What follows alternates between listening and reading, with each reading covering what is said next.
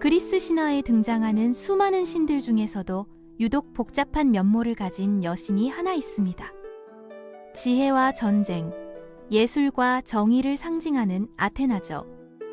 제우스의 머리에서 완전한 무장을 갖춘 채로 태어난 이 여신은 올림포스에서 가장 총명하고 공정한 신으로 추앙받았거든요.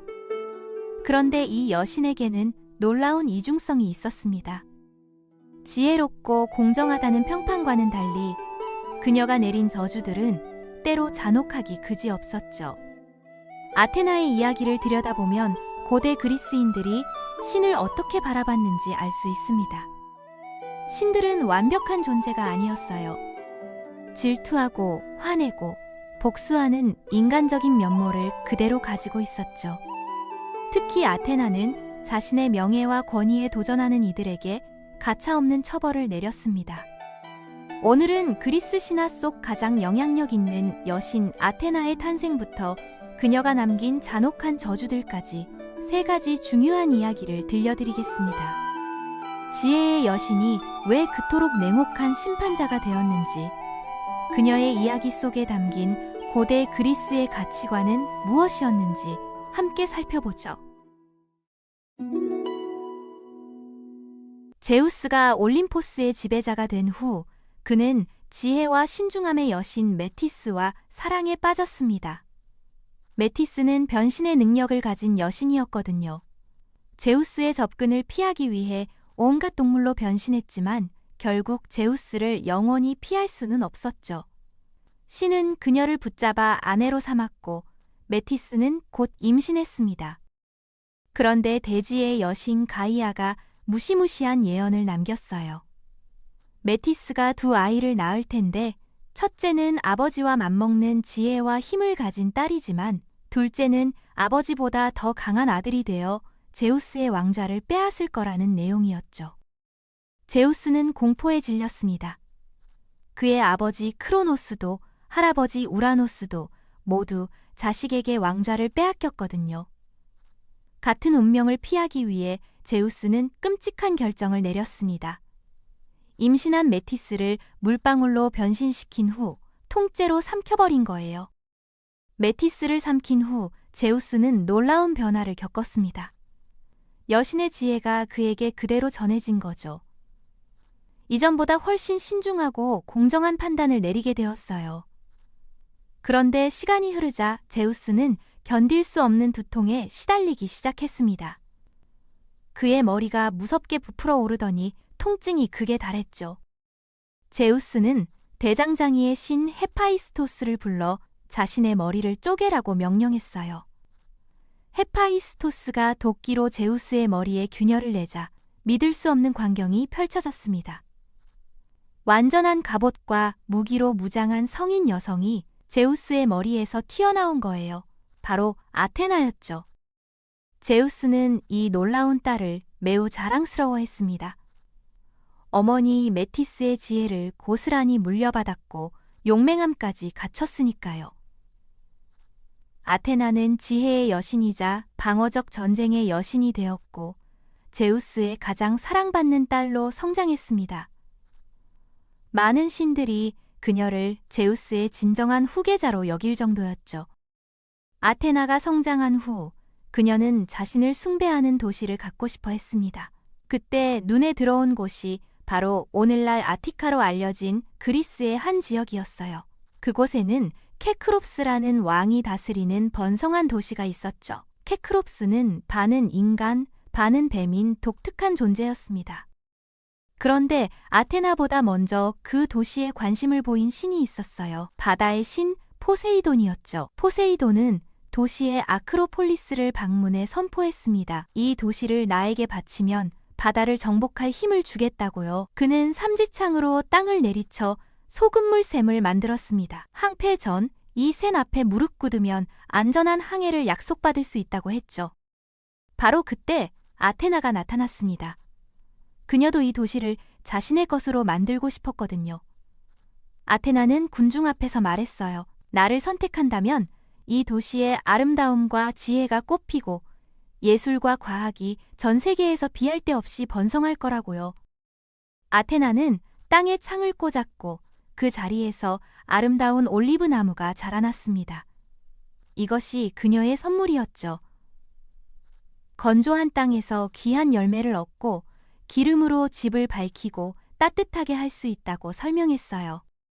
케크롭스는 공정한 결정을 위해 시민 투표를 실시했습니다. 남자들은 모두 포세이돈에게 투표했고 여자들은 아테나에게 투표했죠. 당시 도시에는 여자가 남자보다 한 명 더 많았습니다. 결과는 아테나의 승리였어요. 포세이돈은 분노했습니다. 무기를 들고 싸우자며 아테나에게 도전했죠. 용감한 아테나도 두려움 없이 전투를 준비했어요. 그런데 바로 그때 제우스가 개입했습니다. 이 분쟁을 올림포스 신들의 회의에서 해결하기로 한 거죠. 올림포스 산에서 신들이 모였습니다. 제우스는 회의를 주재하며 투표를 진행했어요. 모든 남신들은 포세이돈에게, 모든 여신들은 아테나에게 투표했죠. 제우스는 기권했고 여신이 한 명 더 많았던 덕분에 아테나가 단 한 표 차이로 승리했습니다. 고대 도시 케크로피아는 이제 아테나의 이름을 따서 아테네로 불리게 되었어요. 아크로폴리스 꼭대기에는 여신을 기리는 아름다운 신전이 세워졌죠. 하지만 포세이돈의 분노는 수그러들지 않았습니다. 아테네인들은 바다에서 환영받지 못하게 되었고 삶이 훨씬 더 어려워졌어요. 걱정에 빠진 아테네인들은 델포이의 신탁을 찾아갔습니다. 신탁의 대답은 충격적이었어요. 포세이돈의 분노를 가라앉히려면 투표했던 여성들이 처벌을 받아야 한다는 거였죠. 결국 아테네의 모든 여성들은 투표권을 잃었습니다. 신과의 화해를 위해 순이용 곡에 포세이돈을 기리는 신전도 세워졌고요. 그제야 포세이돈은 관대함을 보이며 아테네인들을 용서했고 도시는 여신의 축복을 유지할 수 있었습니다. 아테나의 이야기에서 가장 비극적인 부분은 그녀가 내린 잔혹한 저주들이었습니다. 첫 번째 희생자는 메두사였어요. 원래 메두사는 놀라운 아름다움을 지닌 평범한 여성이었습니다. 그녀는 순결하고 순수했으며 아테나를 존경해 여신의 신전에서 여사제로 봉사했죠. 그런데 어느 날 해안가에서 메두사를 발견한 포세이돈이 그녀에게 반했습니다.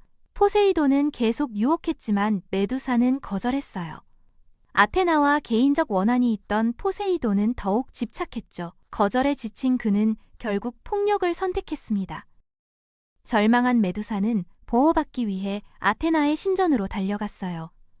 하지만 포세이돈도 따라 들어와 여신상 바로 앞에서 메두사를 강간했습니다. 끔찍한 폭력이 벌어졌지만 정작 아테나의 분노는 포세이돈이 아니라 메두사에게 향했어요. 여신은 메두사가 신을 유혹하고 신전을 더럽혔다고 판단했습니다. 그래서 잔인한 저주를 내렸죠. 메두사의 아름다운 머리카락은 뱀으로 변했고 그녀의 눈을 보는 사람은 누구나 돌로 변하게 되었어요. 이제 메두사는 그녀의 머리를 원하는 전사들에게 쫓기는 괴물이 되어버렸습니다. 결국 영웅 페르세우스가 메두사의 목을 잘랐어요. 그때 아무도 몰랐던 비밀이 드러났습니다. 메두사는 포세이돈의 아이를 임신하고 있었던 거예요. 그녀가 흘린 피에서 거인 크리사오르와 날개 달린 말 페가수스가 태어났죠. 아테나의 두 번째 희생자는 아라크네라는 젊은 여성이었습니다. 리디아 지역의 직조공 딸이었던 아라크네는 탁월한 자수 실력을 갖추고 있었어요. 그녀의 작품은 너무나 아름다워서 귀족들이 먼 곳에서 찾아와 주문할 정도였죠. 심지어 숲의 님프들까지 그녀의 작품을 보러 왔습니다. 어느 날 님프가 말했어요. 이건 분명 직조의 수호자 아테나의 선물이라고요. 그런데 아라크네는 대답했습니다. 이건 아테나의 선물이 아니라 제 실력이고 제 작품이 여신의 것보다 낫다고 믿는다고요. 이 소식이 올림포스에 전해지자 아테나는 직접 늙은 여인으로 변장해 아라크네를 찾아갔어요. 실제로 보니 소녀의 실력이 대단했죠. 아테나는 조언을 했습니다. 재능은 있지만 겸손을 배워야 한다고 자신을 여신과 비교하는 건 현명하지 않다고요. 하지만 아라크네는 오히려 당당하게 대답했어요. 오만한 게 아니라 사실을 말하는 것뿐이라고. 정말로 자신이 더 낫다고 생각한다고요. 그럼 겨뤄보자며 도전장을 내밀었죠. 아테나와 아라크네는 직조 대결을 벌였습니다. 님프들이 심사위원이 되었어요. 아테나는 자신의 영광을 담아 포세이돈과의 경쟁에서 승리한 장면을 수놓았죠. 반면 아라크네는 제우스가 에우로파 공주를 속이기 위해 황소로 변신해 납치하는 장면을 그렸어요. 신들의 위선과 폭력을 냉소적으로 비판한 작품이었습니다. 심사 결과는 충격적이었어요. 아라크네의 작품이 더 뛰어났던 거죠. 기술적으로도 예술적으로도 완벽했습니다. 아테나는 분노했어요. 신들이 모욕당한 것도 화났지만 필멸의 인간에게 패배했다는 사실이 더 참을 수 없었죠. 여신은 아라크네의 작품을 갈기갈기 찢어버렸어요. 직조 바늘로 소녀의 머리를 때렸고 끔찍한 저주를 내렸습니다. 오늘부터 너는 끔찍하고 혐오스러운 생물이 될 것이라고요. 아라크네는 거미로 변했습니다. 8개의 다리를 가진 작은 생물이 된 거죠. 그런데 아이러니하게도 아라크네는 거미가 된 후에도 뜨개질을 멈추지 않았어요. 8개의 다리로 만든 거미줄은 더욱 정교하고 아름다웠죠. 아테나는 그 모습을 보고 말했다고 해요. 정말 훌륭하다고요. 개인적으로 이 이야기들을 보기 전까지만 해도 그리스 신화의 신들이 단순히 힘이 센 존재라고 생각했었어요. 그런데 아테나의 이야기를 보니 고대 그리스인들이 신을 얼마나 복잡한 존재로 그려냈는지 알게 되네요. 진해와 잔혹함, 공정함과 질투심이 한 존재 안에 공존하는 거잖아요. 메두사와 아라크네의 이야기는 특히 씁쓸합니다. 두 여성 모두 자신의 잘못이 아닌 일로 끔찍한 처벌을 받았거든요. 메두사는 폭력의 피해자였고 아라크네는 단지 자신의 재능을 인정받고 싶었을 뿐이었죠. 하지만 아테나의 시선에서 그들은 여신의 권위에 도전한 오만한 존재였던 거예요. 이런 신화가 수천 년 동안 전해진 이유는 뭘까요? 아마도 고대 그리스인들에게 이 이야기들은 권력과 정의, 오만과 겸손에 대한 교훈이었을 겁니다. 신조차도 완벽하지 않고 때로는 부당한 판단을 내린다는 걸 보여주는 거죠. 그리고 그런 불완전함이 오히려 신화를 더 인간적이고 현실적으로 만들었을 거예요. 오늘날 우리가 이 이야기에서 배울 수 있는 건 뭘까요? 권력을 가진 자의 판단이 항상 옳은 건 아니라는 것. 피해자가 오히려 처벌받는 부조리가 얼마나 오래전부터 존재했는지를 깨닫게 되는 거죠. 아테나의 이야기는 지혜의 여신조차도 자신의 감정에 휘둘릴 수 있다는 걸 보여줍니다. 그리고 그게 바로 신화가 우리에게 던지는 질문이에요. 진정한 지혜란 무엇인지, 공정한 판단이란 무엇인지 말이죠. 오늘은 그리스 신화 속 지혜의 여신 아테나가 남긴 빛과 그림자에 대한 이야기였습니다.